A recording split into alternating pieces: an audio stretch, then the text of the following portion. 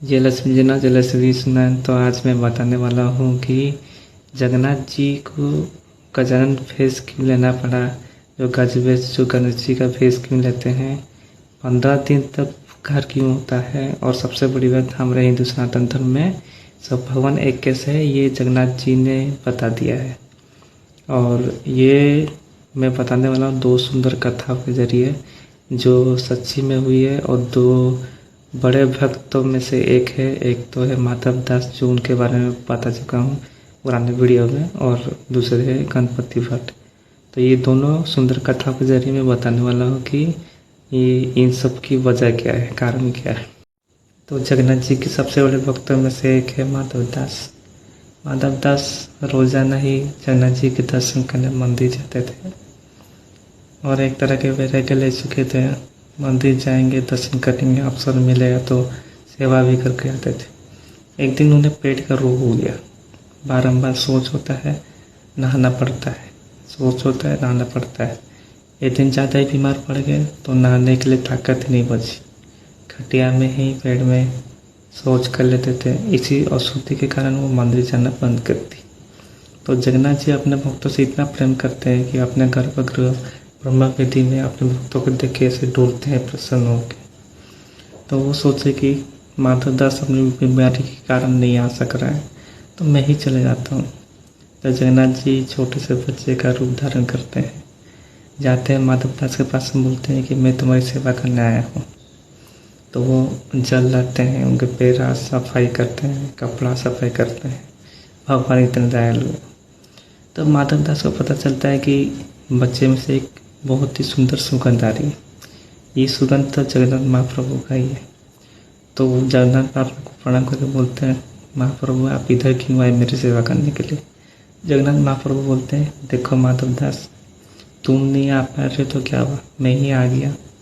मैं तुम्हारी सेवा करके जल्दी ठीक कर दूंगा, जिससे तुम मेरे दर्शन के लिए फिर से आ सको।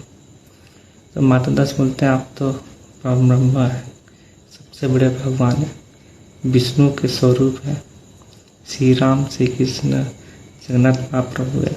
आप चुटकी बजाते ही रोग को गायब करते हैं, मुझे स्वस्थ करते हैं, ऐसे क्यों नहीं कर रहे।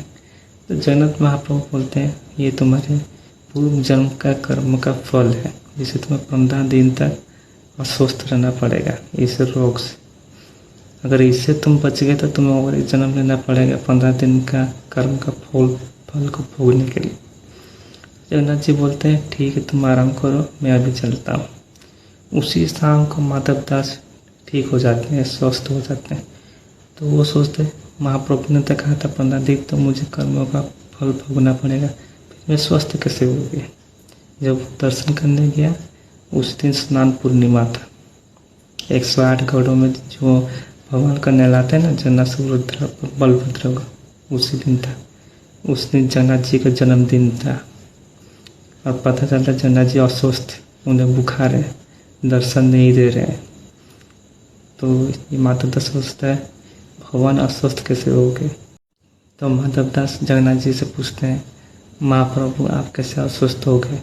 तो जगन्नाथ जी बोलते हैं कि देखो माधव दास, जो तुम्हारे 15 दिन का रोग था मैंने अपने ऊपर ले लिया, और इससे तो तुम स्वस्थ रहोगे।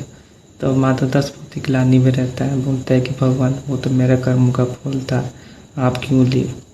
जगन्नाथ जी बोलते हैं, तुम चिंता मत करो, ये मेरे 2 कारण हैं, एक कर्म में 2 कारण है। एक तो मैं तुम्हारा रोग ले लिया है, और साल भर में जो 14-15 एकादशी होती है, तब जगन्नाथपुरी में एकादशी को नहीं मानते, क्योंकि एकादशी में अन्न में पाप होता है, लेकिन जगन्नाथपुरी में अन्न स्वयं लक्ष्मी बनाती है। तो लक्ष्मी जब हाथ लगाती है तो अन्न निष्पाप हो जाता है और वो पुण्य में बदल जाता है। इसलिए एकादशी के दिन लोग इतना नहीं, गले तक आकंठ खाते हैं, महाप्रसाद खाते हैं। तो कोई एकादशी नहीं बनाता। तो एकादशी का प्रावधान जो है वो विष्णु जी ने ही बनाया था।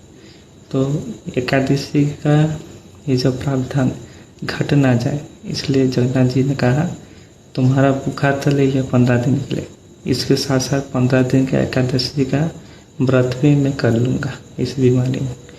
तो जगन्नाथ जी ये एक कर्म से 2 कारण पूरा कर लेते हैं।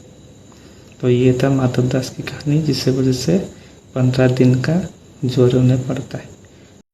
तो ये तो थी जगन्नाथ जी की कृपा जो माधव दास के ऊपर थी, जो उनके 15 दिन के बुखार को अपने पर ले लेते हैं।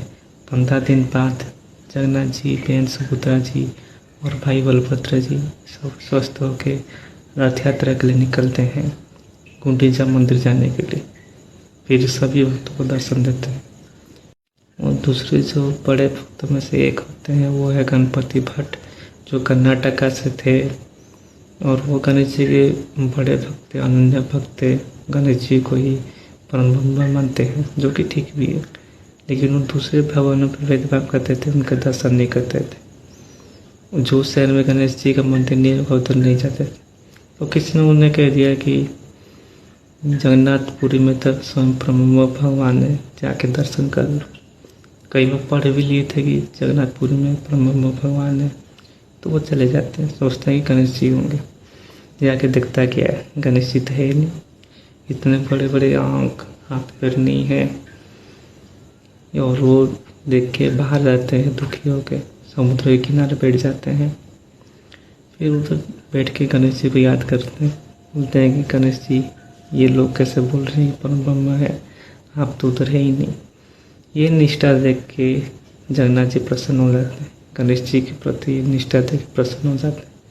छोटे से बच्चे का बालक का रूप लेके गणपति भट्ट के पास जाते हैं, बोलते हैं कि दुखी क्यों।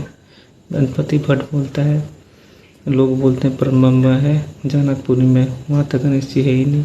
तो वो बच्चा बोलता है ठीक है, कल आना, फिर से दर्शन करना, गणेश जी है कि नहीं देख लेना। कल जब फिर से जाता है गणपति भट्ट, देखता है क्या, जगन्नाथ जी ने गजानन भेष, गजरूप भेष, गणेश जी का भेष धारण किया हुआ, वही लंबा सूंड, बड़े कान, लंबा पेट। गणपति भट्ट जाके छू के देखता है सूंड, पेट और कान, तो यही गणेश जी मान जाता है। और जगन्नाथ जी अपने असली स्वरूप में आते हैं, बोलते हैं कि तुम गणेश जी के बड़े भक्त तो ठीक है, लेकिन भेदभाव मत करो, क्योंकि जितने भी देवी देवता, जितने भी भगवान है, सब मेरे ही स्वरूप है।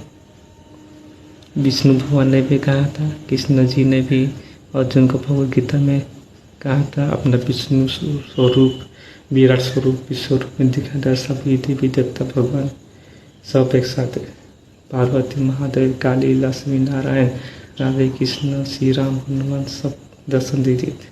इसलिए कभी भी भेदभाव मत करो, भेदभाव करना पाप है। सभी भगवानों में अपने इष्ट देव को देखो, वैसे ही भक्ति रखो, भगवान प्रसन्न हो जाएंगे। तो आज के लिए बस इतना ही, फिर से मिलेंगे। जय लक्ष्मी, जय नाथ, जय लक्ष्मी, विष्णु, सीताराम, भरत, संजय, आदि रुक्मिणी, सुभद्रा, हम सब